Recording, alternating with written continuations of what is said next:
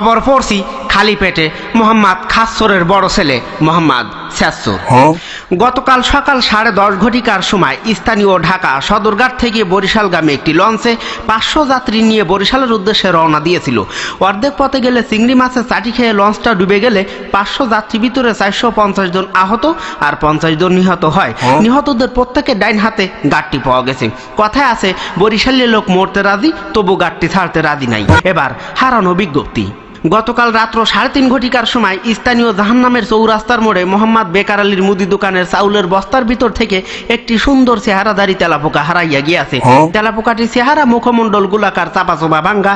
তেলাপোকাটি হারানোর কালে তার পরনে ছিল পুরুষের একটি শার্ট আর মহিলাদের একটি ব্লাউজ। তেলাপোকাটির সন্ধান চেয়েছেন তার বাবা মোহাম্মদ হাড়ে হারাম দাদা। যদি কোনো সহৃদয়বান ব্যক্তি উক্ত চেহারাধারী তেলাপোকাটির সন্ধান পাইয়া থাকেন তাহাকে উপযুক্ত ঠিকানায় পৌঁছে দেওয়ার জন্য বিনীতভাবে অনুরোধ করা গেল।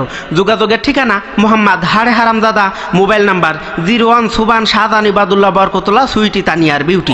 এবার খেলাধুলা।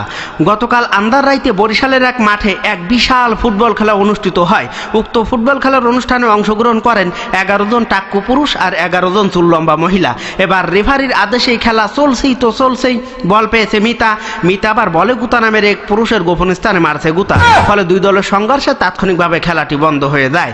এবার আবহাওয়া।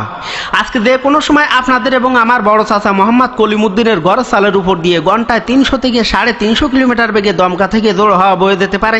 সেই সাথে গুড়ি গুড়ি বৃষ্টির সম্ভাবনা আছে। এইসব এলাকার যুবতী মেয়ে এবং গর্ভবতী মহিলাদেরকে সাবধানে চলাচল করতে বলা হয়েছে। আগামীকাল সূর্য উঠতেও পারে না উঠতেও পারে। এই ছিল আমাদের এখনকার সংবাদ। পরবর্তী সংবাদ রাত্র 3:30 ঘটিকার সময় আরম্ভ হবে।